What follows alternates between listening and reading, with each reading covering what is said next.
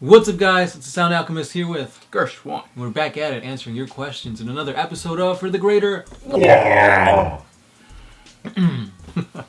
This time, our featured questions comes from 1973 Washu, and he says, "Do you ever think they will ever stat out and release the God Emperor of Mankind for a Heresy era box set as a playable unit?" My answer is no. I don't think they're ever gonna bring the Emperor of Man.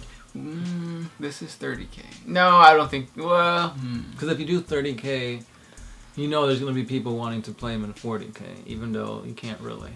So based on me thinking that GW really just hates their players and is like, F you guys, I don't think they're going to put it out. But then the business mind says, why wouldn't they? Yeah. Like, everybody would buy the Emperor model, like everybody, and they would want to play it, or they would want to like, because you know he's gonna be OP.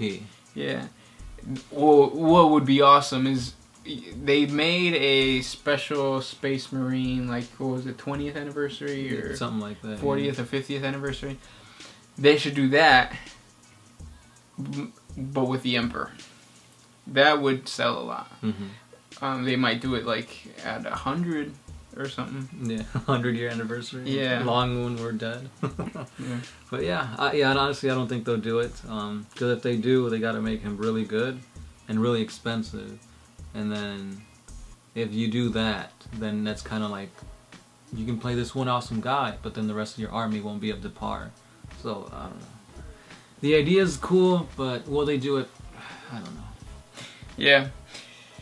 Malco616. Question, do you guys have jobs outside of One Mind Syndicate, or do you live, breathe One Mind Syndicate? Well, we live, breathe One Mind Syndicate, but yes, we do have jobs outside.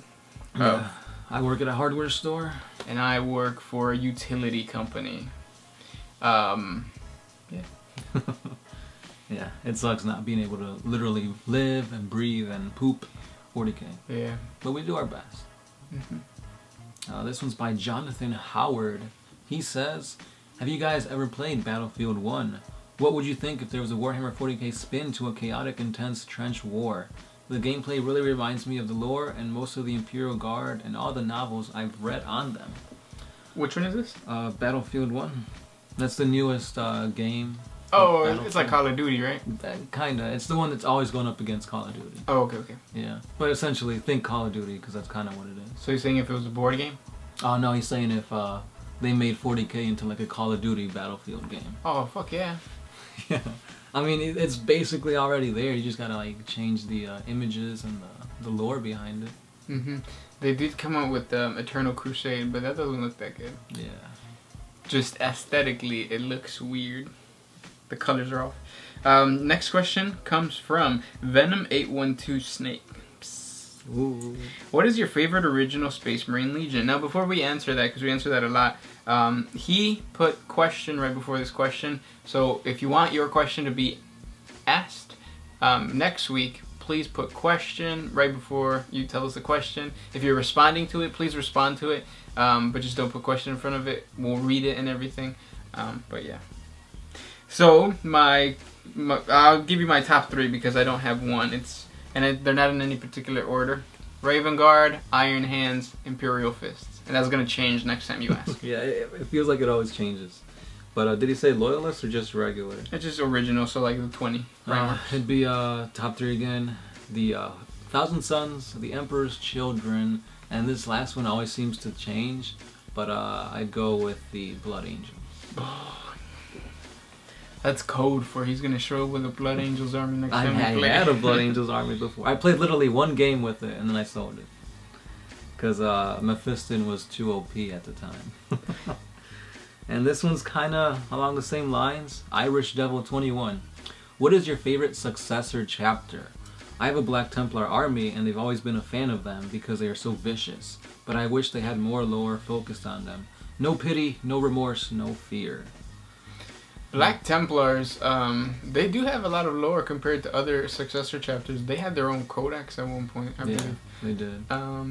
But favorite successor chapter, I don't really have one.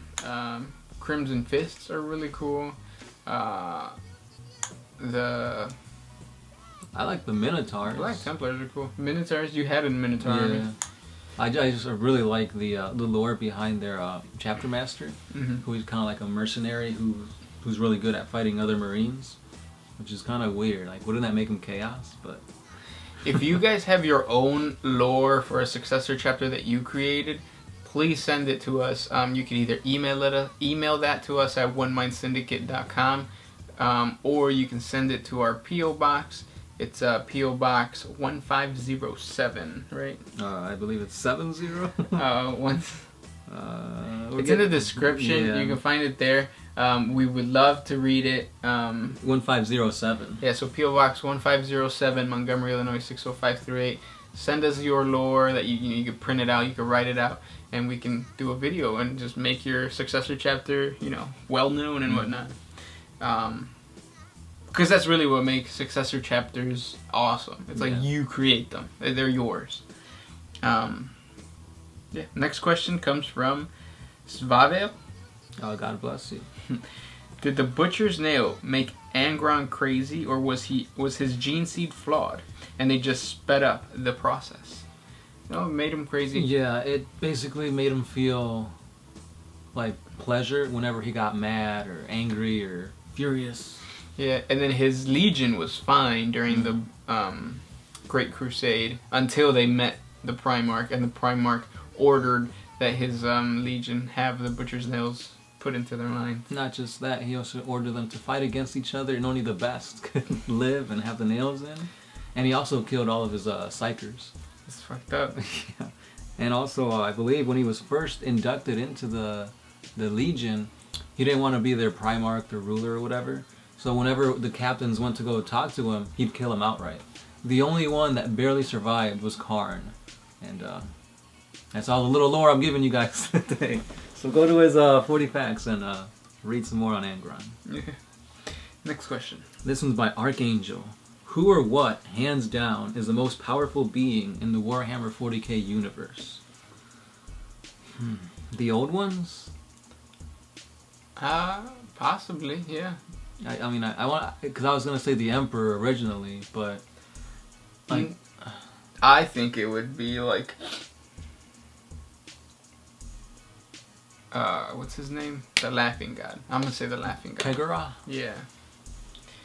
Just because I want to throw something cool out there. No, because if he was able to get rid or hide from Slanesh, continue to hide, help choreograph the end times, like he's a G. Question by Dan Wright. Do the Space Wolves know what they were tricked, or that they were tricked by Horus? I think so. I think initially they were like, this son of a bitch. Yeah. Now though, it doesn't really matter. All they know is that they hate Horus. They hate all traitor legions, including the one that they were sent to destroy. In the Thousand Suns. Yes. This one's by Austin Palmer. Do you think that the Emperor will come back and make more Primarchs? No. I mean, if he comes back, that's cool, but I don't want him to make more Primarchs.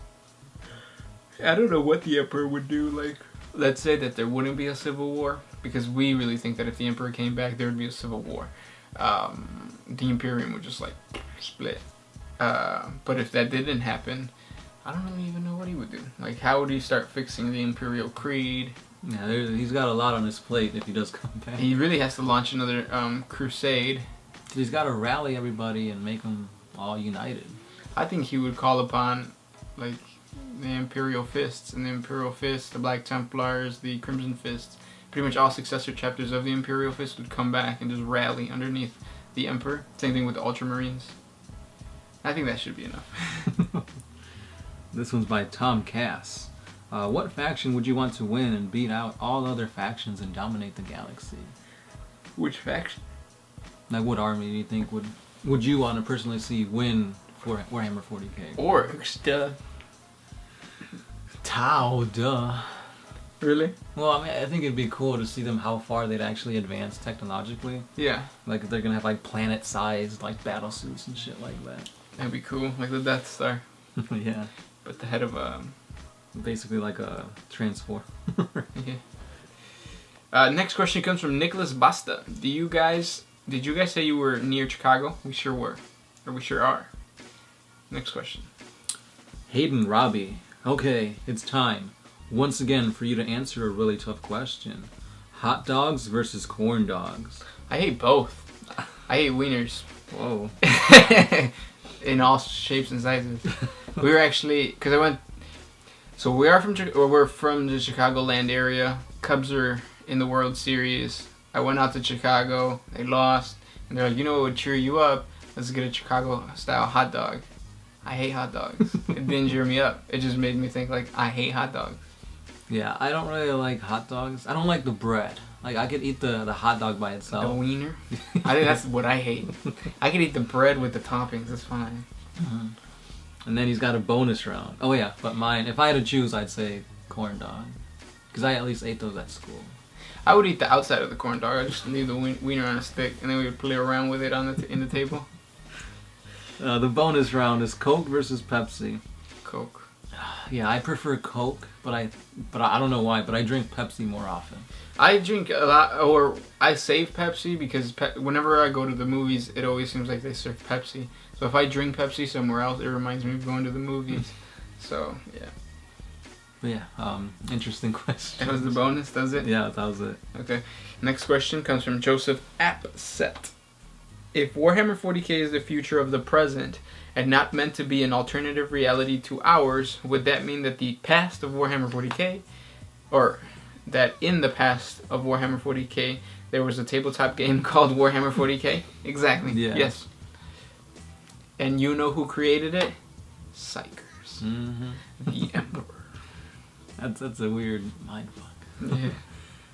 This one's by All Might. So the Emperor is a badass super psyker and overall OP. Would he be able to win if he took on all the Primarchs at once? Yes. As long, because the reason he was killed by Horus, because I know people are going to say, he fought one and he lost. The reason he fought Horus and was bested was because he just came from a campaign to defend the warp gate from demons. So he was exhausted. He was trying to maintain the warp gate closed, fight the demons off, keep his entourage, the Sisters of Silence and the Adeptus Custodes. Yeah, from getting wrecked. And then he went to go fight Horus, who was demonically empowered By all 4 Chaos Gods. Remember that. So that's the reason Horus was able to get the upper hand. And then at the same time, he felt remorse. Yeah, like he didn't want to kill him. The whole time they were fighting, he was like, "Oh, you know, you betrayed me. Look at the error of your ways." And finally, when he was like dying, he's like, "All right, you know, I see there's no changing you to back to being my son." So he's like, "Pachoo." Yeah, but if it was the Emperor in his prime, I think he would take on all 20 Primarchs. I think so. I mean, it'd be a cool fight to watch, but the Emps got this. Next question. Is it my turn? Yeah. The Tech Priests. Do you think the Adeptus Mechanicus will become new Necrons due to the fact that they have the Void Dragon on Mars, which even has its own mechanical cult around it? Personally, I think they will. That's actually a really good concept that I had not thought about ever until you just mentioned it. And I'm not being sarcastic or anything. That's like legit a possibility, because the Necroteer wanted immortality. The Adeptus Mechanicus just want to continue to absorb and learn from mechanical knowledge. And I think, oh wait, hold on, let me go back. The Catan is a shard of not necessarily a mechanical being. It's a star, a star... It was like a star, like cloud or something like that, wasn't it? Yeah, but what are they called? It's like a parasite that eats the solar rays of a sun god or whatever. They were considered gods, but they were entrapped. They were they were beings of immense power, trapped inside the bodies of mechanical creatures, but they're not necessarily like the Omnisaya or anything. So no, never mind. I don't think so. Yeah. Because it's a shard, number one, so it's not the full potential of the star god. And number two, the objective of the Necrotier and the objective of the Adeptus Mechanicus aren't aligned. Yeah, they're different.